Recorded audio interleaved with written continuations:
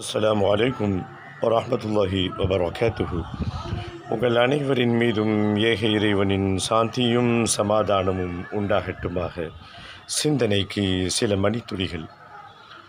சமீப காலமாக ஒரு வாசகம் நம் மாநிலத்தை மட்டுமல்ல, அண்டை மாநிலங்களை மட்டுமல்ல, ஒட்டுமொத்த இந்தியாவை அந்த ஒரு வாசகம் உலுக்கி கொண்டிருக்கிறது.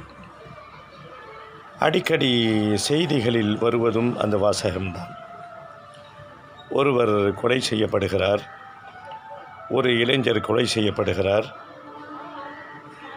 இந்த கொலைக்கு குற்ற பின்னணியிலே இருக்கின்ற விஷயங்களை எல்லாம் காவல்துறை சார்ந்தவர்கள் ஆய்வு செய்கின்ற பொழுது பெரும்பாலான ஆய்வுகளில் என்ன கண்டுபிடித்திருக்கிறார்கள்?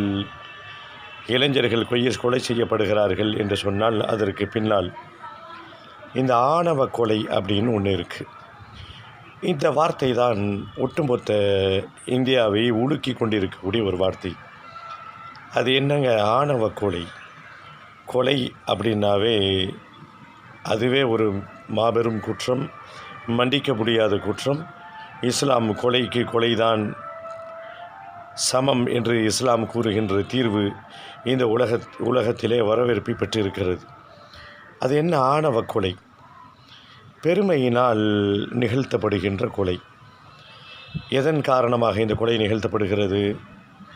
ஒரு இளைஞன் அல்லது ஒரு பெண், அவள் சார்ந்த சமூகம் இல்லாத சமூகத்திலே அவள் திருமணம் முடிக்க நாடினால், திருமணத்திற்கு முன்பாக அவர்கள் பழக ஆரம்பித்து திருமண பேச்சுவார்த்தை நடத்தினால், இதில் எந்த சமூகம் உயர்ந்த சமூகம் என்று தங்களை காலமாக காட்டிக் கொண்டிருக்கிறதோ அந்த சமூகத்தை சார்ந்தவர்கள் எப்படி என் பெண் அந்த சமூகத்தில் போய் வாழ்வது என்று அவர்கள் ஒரு கொதிநிலைக்கு சென்று நிகழ்த்தப்படுகின்ற அந்த கொலைக்கு தான் ஆணவ கொலை என்று சொல்லப்படுகிறது. இஸ்லாம் இதற்கு ஒற்றை வரியிலே தீர்வு சொல்லுகிறது. குர்ஆனிலே பார்க்கலாம், மனிதர்கள் அனைவரையும் நீங்கள் அனைவரும் ஒரு தாய் தந்தைக்கு பிறந்தவர்கள். நீங்கள் ஜாதியினால், சமூகத்தினால், நீங்கள் வம்சத்தினால் உங்களுக்குள் நிறைய வேறுபாடுகள் இருந்தாலும் நீங்கள் அனைவரும் ஒரு தாய் தந்தைக்கு பிறந்தவர்கள். எல்லோரும் ஆதம் ஹவ்வாவின் வழித்தோன்றல்கள். அவர்கள் மூலமாக தான் இந்த உலகத்திற்கு வந்திருக்கிறீர்கள் என்ற ஒரு செய்தி சொல்கிறது.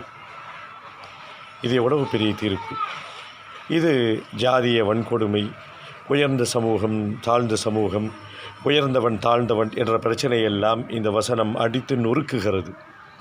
அதே சமயத்தில் திருமணத்திற்கு முன்பாக ஒரு அந்நிய ஆணோ ஒரு அந்நிய பெண்ணோ பழகுவது, ஊர் சுற்றுவது, அவர்களை பார்ப்பது கூட இஸ்லாம் கண்டிக்கும் அம்சமாக இஸ்லாம் சொல்லியிருக்கிறதையும் இந்த உலகம் உற்று நோக்குகிறது. தொடர்ந்து பேசுவோம், பயணிப்போம் இன்ஷா அல்லாஹ்.